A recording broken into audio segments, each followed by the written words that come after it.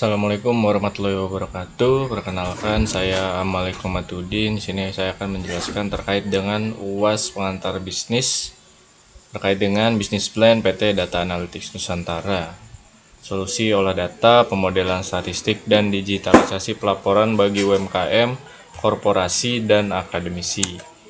Nah, ringkasannya, latar belakang banyak organisasi memiliki data yang melimpah namun kesulitan mengubahnya menjadi wawasan strategis. PT Data Analytics Nusantara akan menjembatani kesenjangan ini melalui olah data, pemodelan statistik, dan digitalisasi pelaporan. Digagas oleh profesional dan akademisi di bidang statistika, ekonomi manajerial, dan teknologi informasi berpengalaman mengolah data makro, mikro, serta sistem berbasis database. Target pasarnya berupa mahasiswa atau peneliti tingkat akhir, UMKM yang berkembang, perusahaan swasta menengah, serta instansi yang butuh digitalisasi data dan analisis kepatuhan dan performa finansial. Kelayakan finansialnya, break-even point ini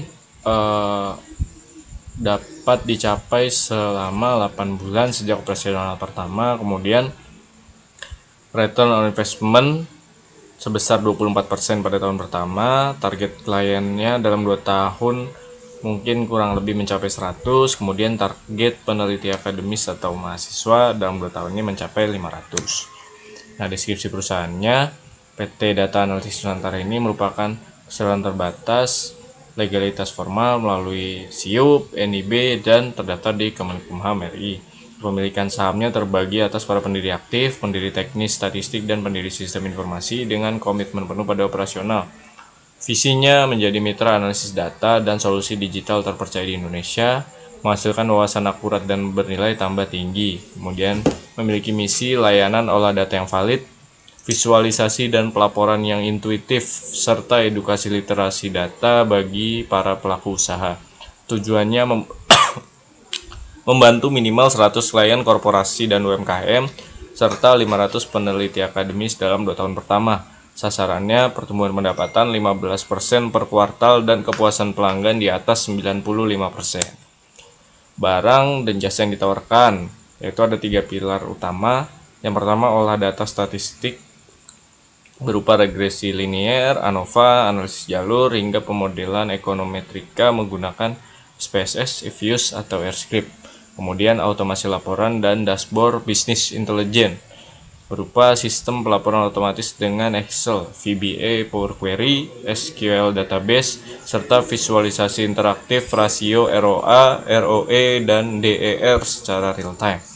Yang terakhir berupa konsultasi dan riset pasar, yaitu survei kepuasan pelanggan, analisis potensi pasar sektoral, dan pemetaan kompetitor untuk perusahaan yang ekspansi.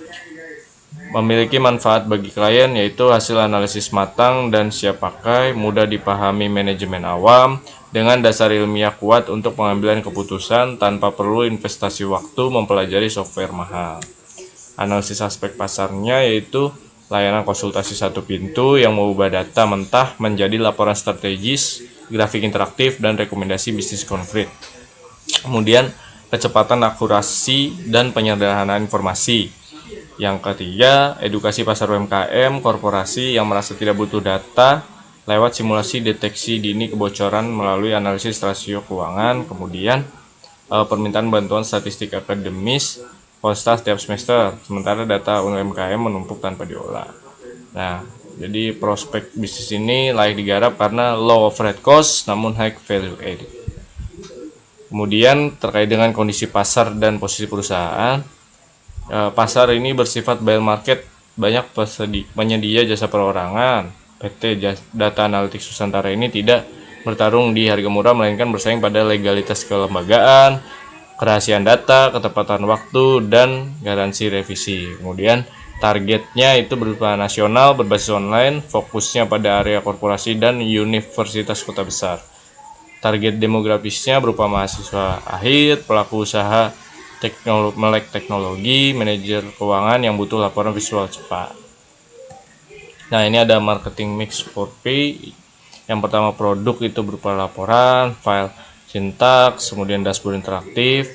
Price-nya ini value based pricing berdasar kompleksitas variabel dan volume data. paket ekonomis untuk akademis, kemudian paket profesional untuk korporasi. Place-nya ini cloud base dengan data akses pengiriman terenkripsi, kemudian promotionnya berupa marketing edukatif, LinkedIn, Instagram, tips baca data, output SPSS, database SQL, serta optimasi SEO.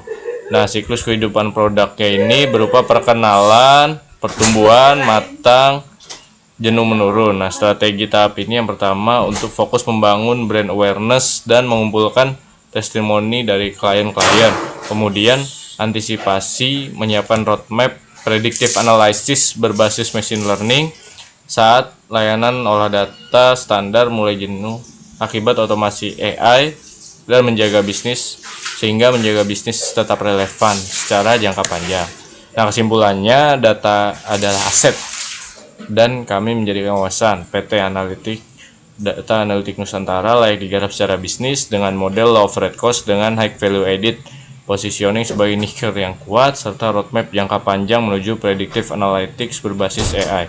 Dengan BEP kurang lebih 8 bulan, return on investment tahun pertama itu sebesar 24%, serta growth yang diharapkan per kuartalnya mencapai 15%.